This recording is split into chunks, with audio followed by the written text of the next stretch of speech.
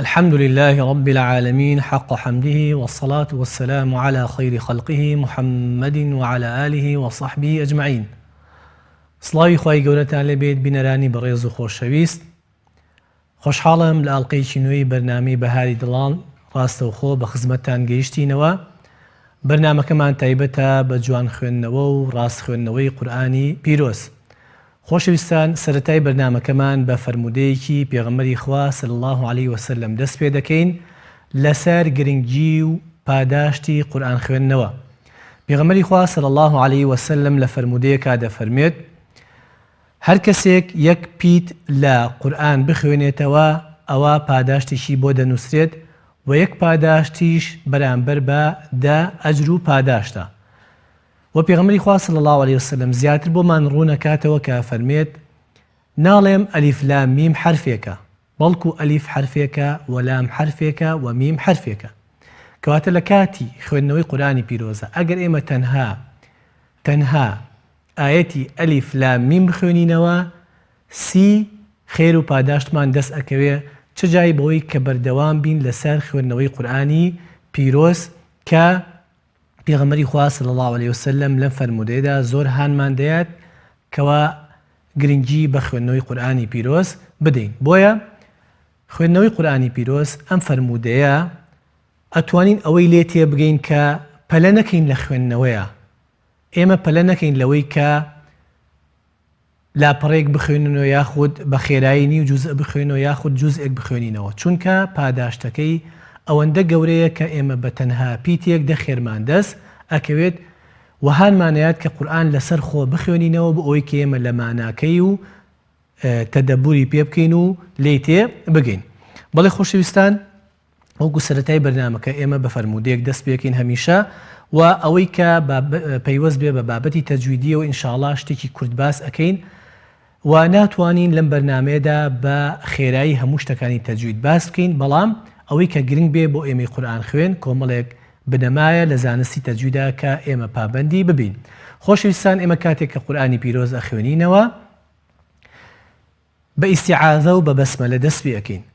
چەند شێوازێک هەیە بۆ خوێندنەوەی ئیستیعاذە و بەسمەلە. کاتێک ئەڵێن ئیستیعاذە مەبەسمان ئەعوذ بالله من الشەیطان الرەجیم، و کاتێک کە وشەی بەسمەلە بەکارێنین مەبەسمان بسم الله الرحمن الرحیم. لێرەدا چەند شێوازێکمانەیە بۆی کە ئێمە کاتێک قورئانە خوێنینەوە بزانین بە چەند شێواز ئەم دوو وشەیە بڵین. ئەگەر سلایدەکەمان پیشان بن برایانی کۆنترۆڵ، خۆشەویستان، لە کاتی ئیستیعاذە و لە کاتی بەسمەلە ئێمە ئەتوانین بە چەند شێوازێک بیخوێنینەوە. بۆ نمونە یەکەم شێواز ئەوەیە کە بچڕانی هەمویان، واتە ئێمە سەرەتای سوورەتی ئەلفاتیحەمان وەرگرتووە بە نمونە و ئەم نمونەیە ئەتوانین بۆ هەموو سوورەتەکانی تریش بەکاری بهێنین. بچڕانی هەموون یعنی چۆن خۆشەویستان؟ بەم شێوازە ئەعوذ بالله من الشەیطان الرەجیم، مەبەسمان لە بچڕان وەستانە لێرەدا، بسم الله الرحمن الرحیم، ئەنجا سەرەتای سوورەتەکە خوێنەوە الحمد لله رب العالمین. ئەمە پێوتێ بچڕانی هەمویان و بەم شێوازە شێوەی یەکەم دەخوێنینەوە. شێوازی دووەم خۆشەویستان بچڕانی ئیستیعاذەیە، بەم شێوازە ئەعوذ بالله من الشەیطان الرەجیم، و هەروەها بەسمەلە وەصل ئەکەین بە سەرەتای سوورەتەکەوە. چیڵین؟ بسم الله الرحمن الرحیم الحمد لله رب العالمین. ئەمە شێوازی دووەم. شێوازی سێم، ئەگەر سلایدەکەی دوای ئەومان پیشان بن بێ زەحمەت، شێوازی سێم خۆشەویستان گەیاندنی ئیستیعاذە و بەسمەلەیە بە یەکتری و بچڕانی لەگەڵ سەرەتای سوورەتەکەیە. بەم شێوازە أعوذ بالله من الشيطان الرجيم بسم الله الرحمن الرحيم الحمد لله رب العالمين. شێوازی چوارم خۆشەویستان ئەوەیە کە هەمووی بگێنین بە یەکتری و پێڵین گەیاندنی هەمویان. بەم شێوازە أعوذ بالله من الشيطان الرجيم بسم الله الرحمن الرحيم الحمد لله رب العالمين. بەم شێوازە لە کاتی گەیاندنی بەسمەلە بە سەرەتای سوورەتەوە هەندێک بابەتی قواعدی زمانی عەرەبیە ئێمە پێویستە پابەندی بین. بۆ نمونە بڵین بسم الله الرحمن الرحیم الحمد لله. ئەو هەمزە وەصلە لەویا ناخوێنینەوە. نابێ بڵین بسم الله الرحمن الرحیم الحمد لله. لە کاتی وەصڵە ئەو هەمزەیە خۆشەویستان ناخوێنێتەوە و پێشەکیەکی کورد پێم خۆش بوو ئەو بابەتە ڕوون بکەینەوە. خۆشەویستان بەرنامەکەمان پابەند دەبین لەسەر فێرکاری جوزئی عەممە و لەسەر سوورەتە کورتەکانەوە دەست پێ ئەکەین. ناڵین سوورەتە بچووکەکان خۆشەویستان زۆر جای گوێمان لێیە کە ئەڵێ سوورەتە بچووکەکان ئەم وشەیە بەکارنێنین جوانترە چونکە بچووک بۆ قورئان وشەیەکی گونجاو نییە بەڵکو بڵین سوورەتە کورتەکان و لە کۆتایی جوزئی عەممەوە ئینشاءڵڵا دەست پێکەین. ئەمڕۆ سوورەتی ئەنناس ئەخوێنینەوە و دواتریش پەیوەندی بەڕێستان وەرەگرین بۆ ئەوەی گوێبیستی خوێندنەوەی بەڕێستان بین. أعوذ بالله من الشيطان الرجيم بسم الله الرحمن الرحيم قل أعوذ برب الناس ملك الناس إله الناس من شر الوسواس الخناس الذي يوسوس في صدور الناس من الجنة والناس.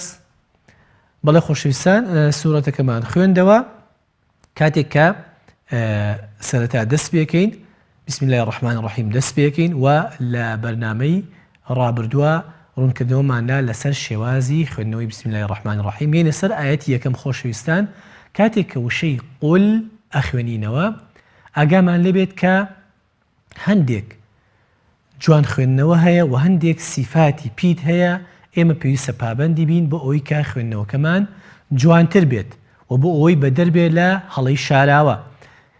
قول کەمێک لەسەر دەنگی لامەکە بەردەوامە بین. قول بەم شێوازە لامەکە کەمێک دەنگ لەگەڵیا بەردەوامە خێرا لامەکە بەرنین نەڵین قول یاخود قول لامەکە وەکو شێوازێکی قەلقەل لێ بکەین ئاگامان لەو خوێندنەوە بێت. قل أعوذ أعوذ همزة خۆشەویستان لەبەرەوەی مەخرەجی همزة و مەخرەجی عینیش تا ڕادێک ئەتوانین بڵین لە یەکەوە نزیکە بۆیە پێویستە خۆمان لێ پارێزین همزەکە وەکو عین لێ نەکەین نەڵێن ئەعوذ همزەکە بە مەخرەجی خۆی بڵین کە کۆتایی قورگمانە ئەعوذ ئەنجا بچینەوە بۆ عینەکە و ئەو واوە واوێکی مەدیە مەدی طەبیعیە بە ئەندازەی پێویستی خۆی درێژی بکەینەوە. ئەعوذ ئەعوذ پیتی ذال خۆشەویستان لە زمانی کوردیە پیتی ذالمان نییە بۆیە زۆر جار ئەو کەسی کە سەرەتا فێری خوێندنەوەی قورئانە بێت پیتی ذالەکە لەوانەیە تا ڕادێک لەسەر زمانی قورس بێت ئەڵێ ئەعوذ ئەعوذ خوێندنەوەیکی هەڵەی خۆشەویستان ئاگامان لە پیتی ذال بێت سەری زمانمان دەکەوێتە بینی هەردوو دانی سەرە و دانی خوارە و کەمێگەینێ دەرەوە ئەعوذ بەم شێوازە پیتی ذال ئەخوێنینەوە. برب الناس خۆشەویستان پیتی بە شەدەی هەیە بربی لێرەدا وشەی ئەنناس ئەلیف و لامی پێوەیە و ئەو هەمزەیە ناخوێنینەوە و لامەکەیش لامێکی شەمسیە ناڵین بربی الناس ئەو لامە ناخوێنینەوە خۆشەویستان لە کاتی وەصڵە نە هەمزەکە ئەخوێنێتەوە نە لامەکە ئەخوێنێتەوە و ئاگامان لە شەدەی پیتی با ئەکە بێت بربی الناس. خۆشەویستان ئەم سوورەتە کورتانە کۆمەڵێک بابەتی فێرکاری زۆر وردی تێدایە ئەبێت ئاگامان لێ بێت. بەڵێ پەیوەندیەکمان لەگەڵایە کێمان لەگەڵ بوو خوشکە ئیخلاس لە کەرکووکەوە با بفەرمێت. أعوذ بالله من الشيطان الرجيم بسم الله الرحمن الرحيم قل أعوذ برب الناس ملك الناس إله الناس من شر الوسواس الخناس الذي يوسوس في صدور الناس من الجنة والناس. دست خوش که برزکە بەڵام تۆزێ لەسەر خۆتر بخوێنە پەلەپەل مەکە لە خوێندنەوەی قورئانە. ئەگەر ئاەتی 4مان بۆ بڵیتەوە بێ زەحمەت. الذي يوسوس من شر الوسواس الخناس. لەسەر خۆتر بخوێنەوە ئەو ڕایش ناسی کەرەوە من شەریل ڕاکە بە ناسکی بخوێنەرەوە با جۆمان لێ بێ شەریل من شەریل ڕاکە ناسی کەرە بڵێ ری مەڵێ ری ئابۆ شێوازە من شەری بەڵێ من شر الوسواس الخناس. زۆر باشە دەست خۆش بێ ئەخوا خوێندنەوەکەت باشە بەڵام پێویستەکات باشتری بکە ئینشاءڵڵا و ئەوەی کە پێویستە بۆ بەڕێزت ئەوەیە کە پەلە نەکەی لە خوێندنەوەیە هەتاوەکو لەسەر خۆتر بخوێنینەوە ئەتوانین باشتر دان بە پیتەکانە بنین. دەست خۆش بێ خوشکەکەم. خوا لێت ڕازی بێ ئەخوا. چێمان لەگەڵ بوو لە سلێمانی خوشکە ئاواز لە سلێمانیەوە با فەرمێت. فەرموو خوشکەکەم. بەڵێ سەلام عەلەیکوم. وعەلەیکم سەلام وەڕەحمەت الله. دەستخۆشیتان لێ یەکەم براکەم سەرکەوتوو بن ئینشاءڵڵا. خوا لێت ڕازی بێ خوشکی من. فەرموو سوورەتی ناسمان بۆ بخوێنەرەوە.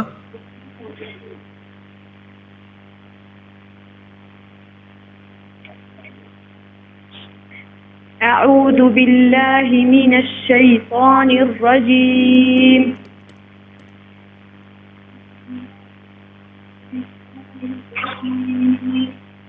بسم الله الرحمن الرحيم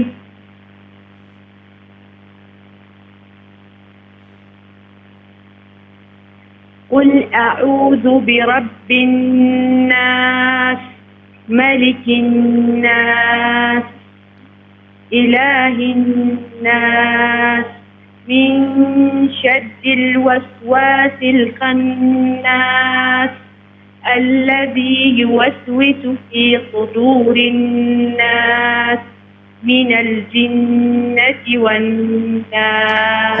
دەست خۆش بێ خوشکەکەم کاتێک کە ئیستیعاذەکەین پیتی ذالەکە با بەرەو قەڵەوی نەچێت. ئەعوذ بۆمان بڵێرەوە ئەو وشەیە.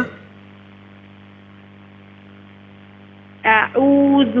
زۆر باشە بەو شێوازە نەڵێن ئەعوذ پیتی ذالەکە بەلەو قەڵەوی نەڕوات و ئەو نونە موشەدەدانە خوشکەکەم پێویستە بە ئەندازەی یەک زەمەنی مینگەکان درێژ بکەینەوە. برب الناس ملك الناس یعنی وا نەکەین کە ناسی یەکەم نونەکە مینگەکەی کورتتر بێ لە ناسی دووەم مینگەکەی درێژتر بێت. دەست خۆش بێ بە گشتی خوێندنەوەکەت زۆر باشە خوای گەورە لێت ڕازی بێت. دەستان خۆش بێ سەرکەوتوو بن خوای گەورە بیکاتە توێشوێ بۆ قیامەتان ئینشاءڵڵا. ئامین ئەجمەعین ئینشاءڵڵا. کاک عەبدوڵڵامان لەگەڵا. عەبدوڵڵا لە چوارقورنا. کاک عەبدوڵڵا لە چوارقورنا با بفەرمێ کاک عەبدوڵڵا. بسم الله الرحمن الرحيم. کاک عەبدوڵڵا ئیستیعاذە بکەی باشترە با جۆمان لێ بێت. أعوذ بالله من الشيطان الرجيم بسم الله الرحمن الرحيم قل أعوذ برب الناس ملك الناس. کاک عەبدوڵڵا بەڵێ ئێمە نونمان هەیە پیتی نون بەشێک لە دەنگەکەی ئەچێتەوە بۆ لوت کە پێوتێ مینگە. پێویستە کاتێک کە مشەدەد بێت ئەو مینگەیە درێژ بکەینەوە کەمێک زەمەنی مینگەکە درێژتر بێت بەم شێوازە. برب الناس زوو نونەکە بەرمەیە بۆ شێوازە بۆمان بخوێنەوە بێ زەحمەت. قل أعوذ برب الناس. تۆزێ زیاتر برب الناس.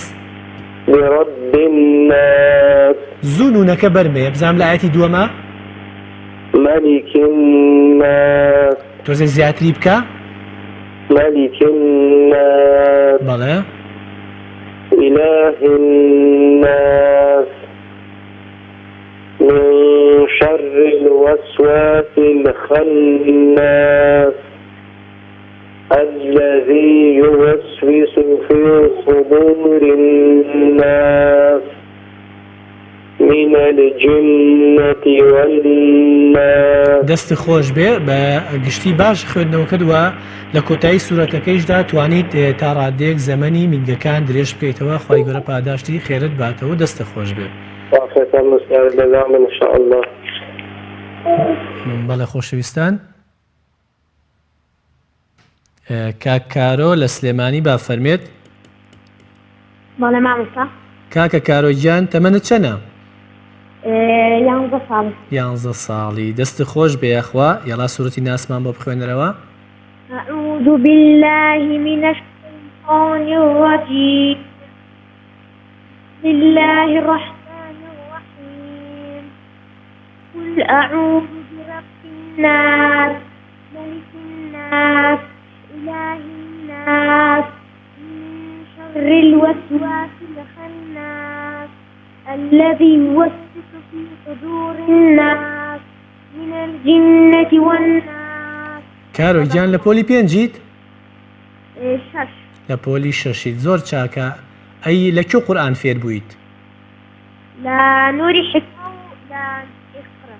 زۆر باشە پێویستەکە هەمیشە گرنگی بین بۆی کە مناڵەکانمان مامۆستایان بۆ بگرین و ئەو شوێنانی کە تایبەتە بە فێربوونی قورئانی پیرۆز ئەلحەمدوللا لە کوردستانی خۆشەویستە چەندین بنکەمان هەیە و چەندین ڕێکخراو هەیە کە تایبەتە بەم ئیشە و ئینشاءڵڵا مناڵەکانمان پشتگوێ نەخۆین. کارۆگیان لەگەڵمان ماویت؟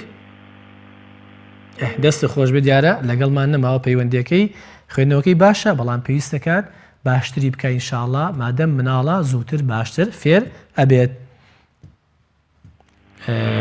دایکی لەنیا لە هەڵەبجە با فەرمێت. السلام عليكم ورحمة الله وبركاته. ورحمة الله وبركاته خوشکی من. خی گەورە باشنیشەوە دەزاتان بدات و ئینشاءالله ئەم قورئانە بکاتە شفاعەتاتمان لە ڕۆژی دوایی. آمين أجمعين خوي قول لي رازي بيت. أعوذ بالله من الشيطان الرجيم.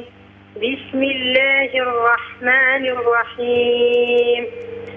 قل أعوذ برب الناس ملك الناس دايكي لنيا إله الناس. جود لي ما خوشكي من ئەو تێبینێمانە پێشتر ئەو نونە مشەدەدانە کەمێک زەمەنی میلگەکەی زیاتر بەرێ برب الناس بەو شێوازە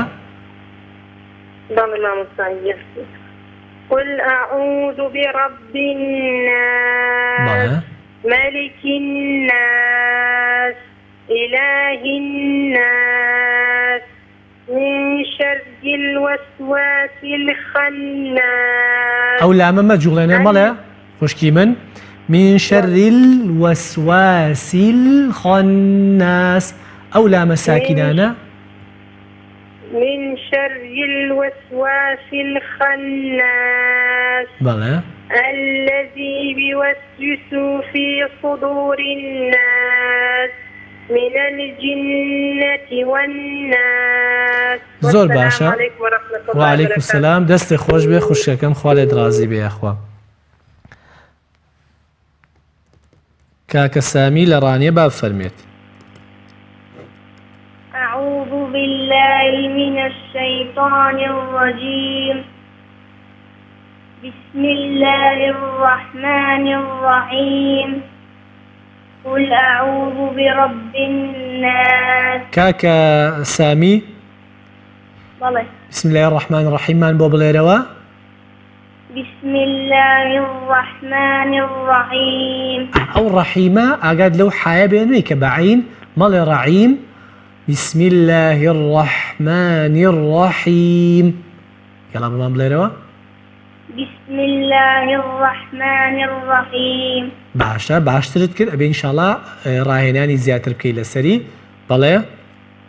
قل أعوذ برب الناس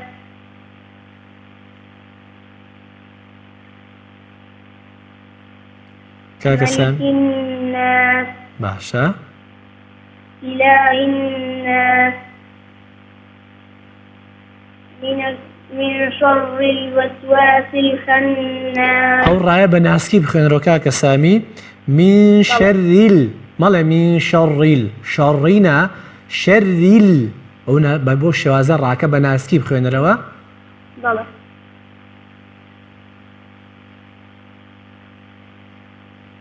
من شر الوسواس الخناس زۆر باشە ئافرین. الذي يوسوس في صدور الناس. بڵێ فی سودوو کاکە سامی بڵێ فی سودوو سەیری دەمی من کە فی سودوو ئەو ضەمانە بە جوانی بڵێ فی صدور الناس. في صدور الناس زۆر باشە. من الجنة والناس. ئەو تێ درێژ بکەرەوە کاکە سامی مینە الجنەتی بە کەسرە بیڵێ.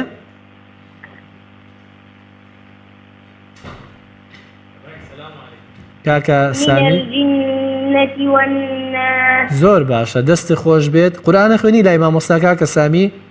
بەڵێ. تەمەنت چەنە؟ 11 ساڵ. دەستی خۆش بێ بەردەوام بە ئینشاءڵڵا ئەبیت بە قورئان خوێنێکی زۆر باش و ئەبێت بە مامۆستایەکی زۆر باش خەڵکی لە تۆ فێری قورئان خوێندنەوە دەبن. دەستی خۆش بێ یاخوا. بەڵێ خۆشەویستان ئەو تێبینیانەی کە هەمانە بەڵێ پەیوەندیمان لەگەڵا دایکی دەشتی لە کۆیە پەیوەندیەکە داخرایەوە داوای لێبوردنمانەیە لە دایکی دەشتی. بەڵێ خۆشەویستان لە سوورەتی ئەنناس هەمیشە ئەم سوورەتە کورتانە فێری کۆمەڵێک شت و بنەمامانەکە لە خوێندنەوەی قورئانی پیرۆزە.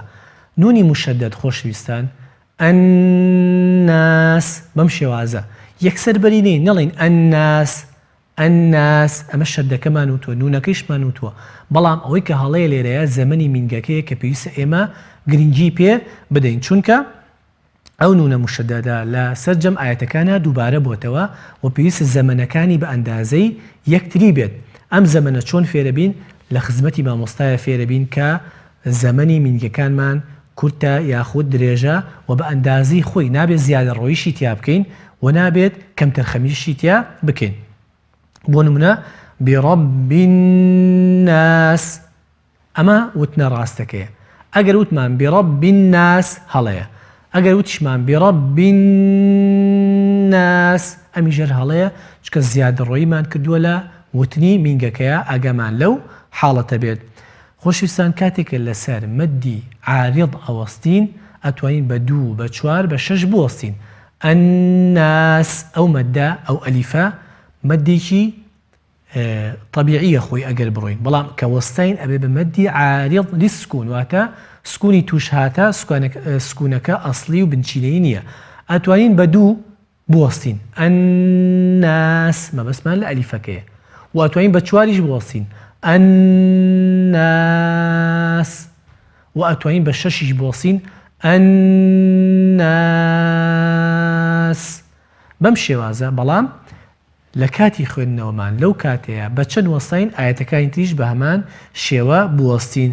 ئاەتی یەکەم بە 2 نەبێ و ئاەتی یەکەم بە 4 ئاەتی یەکەم بە 6 ئاەتی سێم بە 6 بوەستین ئاگامان لەو تەوازونە بێت لە وتنی مەدە عاریضەکانە. دادەسایە لە سلێمانیەوە. السلام عليكم مامۆستا. وعليكم السلام ورحمة الله. مامۆستا گیان باشی؟ چۆنی دادەی گیان باشی شکر. خۆش بی سەلامەتی زۆر سپاس بۆ بەرنامە جوانەکان. زۆر سپاس بۆ پەیوەندی بە ڕێزیشت. دادەسایە لە پۆلی چەنیت؟ من لە پۆلی نۆ مامۆستا گیان. لە پۆلی نۆیت. بەردەوامی لە فێربوونی قورئان؟ بەڵێ مامۆستا گیان هەر لە سنتەری نوێژێکمە شەخصیانە. زۆر باشە دەستی خۆش بێ ئینشاءڵڵا ئێوە دەبنە مامۆستایشی نمونەیی و چەندین قوتابی لەسەر دەستانە فێر ئەبێت. فەرموو دادەسایە بخوێنەرەوە. أعوذ بالله من الشيطان الرجيم بسم الله الرحمن الرحيم قل أعوذ برب الناس ملك الناس إله الناس من شر الوسواس الخناس. زۆر باشە دادەستایە و ئاەتەمان بۆ دووبارە کەرە بەڵام ئیخفاکە مینگەی ئیخفاکە قەڵەومەکە مەڵێ من شەڕینە هەر مینگەکەش بە ناسکی بڵێ من شەریل بەو شێوازە من شر الوسواس الخناس. جارێکتر بیلەرەوە بەس ئەو مینگەمان بۆ ناسکەرەوە من شەری من شر الوسواس الخناس الذي يوسوس في صدور الناس من الجنة والناس. دەستی خۆش بێ لای مامۆستاکەت گەیشتوتە تا چ سوورەتێکدا سایە؟ مامۆستاگیان لە سوورەتی ئال عیمران. زۆر باش ئافرین دەستی خۆش بێ بەردەوام بە ئینشاءڵڵا خوای گەورە سەرکەوتوت کە. زۆر سپاس مامۆستاگیان خوا جەزای خێرتان باتەوە. دەستی تۆش خۆش بێ و خوای گەورە پاداشت باتەوە. خواد لەگەڵ. باوکی عەبدوڵڵا لە هەولێرەوە با فەرمێت. السلام عليكم. وعليكم السلام ورحمة الله. خوشی برنامه دفعه ما مصير ورئيس. والد رازي بيا.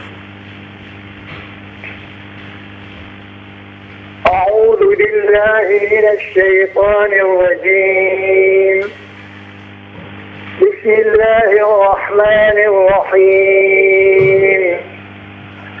قل أعوذ برب الناس ملك الناس إله الناس من شر الوسواس الخناس. دەستی خۆش بێ ئەومان بۆ دووبارەکەیتەوە باوکی عەبدوڵڵا. في صدور الناس من الجنة والناس. دەستی خۆش بێ ماشەڵڵا دەنگت زۆر خۆشە و خوێندنەوەکەیشت باشە بەڵام ئاەتی 4 کاتێک کە ئەو لامە ساکینانە ئەڵێین بەم شێوازە من شەریل تۆزێک لەسەر لامەکە بمێنرەوە من شەریل وەسواسی الخەناس. لەگەڵمان ناوی باوکی عەبدوڵڵا دیارە پەیوەندەکەی داخستوەتەوە. دەستی خۆش بێ باوکی عەبدوڵڵا بەو شێوازە ئەو تێبینێ بچووکەمان هەبوو لەسەر خوێندنەوەکەت. خۆشەویستان ئاەتی 2 کاتێکی خوێنەوە مەلیکی ناس مەلیکی ئەو کەسرانە حەقی خۆی بینێ مەلیکی بەو شێوازە مەلیکی ناس و زەمەنی مینگەکانمان بیر نەچێت پێویستە بە ئەندازەی یەکتری ئەو مینگانە درێژ بکەینەوە. ئیلاهی ناس بەم شێوازە خۆشەویستان زەمەنی نونەکان بە ئەندازەی یەکتری بێ. ئاەتی 4 خۆشەویستان ئەو تێبینیمان باس کرد و جەختی لەسەرەکەینەوە من شەری ئەو مینگەیە هەر کاتێک ئیخفامان کرد لەگەڵ پیتێکی ناسکە پێویستە مینگەکەش ناسک بێت. قەڵەوی نەکەین دەڵێ میۆن شەڕی ئەوە هەڵەیە خۆشەویستان لەبەرەوەی شین پیتێکی ناسکە پێویستە مینگەکەیشی ناسک بێ من شەریل ئەو ڕایە خۆشەویستان زۆر جاگوێمان لێیە ئەو تێ شەڕی ئەمەش خۆمانی لێ پارێزین ئەو جۆرە خوێندنەوە ڕایەکە بە ناسکی بخوێنینەوە شەریل بەم شێوازە و ئەو لامانە شەریل وەسواسی الخەناس بەو شێوازە بیخوێنینەوە. بەڵێ خۆشەویستان الذي ئەولا ئەو یاء مەدێکی طەبیعیە الذي مەدێکی طەبیعیە و پێویستە بە مەدێکی طەبیعی درێژی بکەینەوە. و ئەوەی کە پێویست بوو لەسەر ئەم سوورەتە باسمان کرد خۆشەویستان ئەوانی تر تا ڕادێک دووبارەن لە ئاەتەکانی کۆتاییە. بەڵێ خۆشەویستان بەوەندە کۆتایی دێنین بە بەرنامەی ئەمڕۆمان بە هیوای ڕەزامەندی خوای پەروەردگار و سود و قازانجی هەبوو بێت بۆ هەموو لایەک تا لە بەرنامەی داهاتوو بە خزمەتتان دەگەینەوە بەخوای گەورەتان دەسپێرین. والسلام عليكم ورحمة الله وبركاته.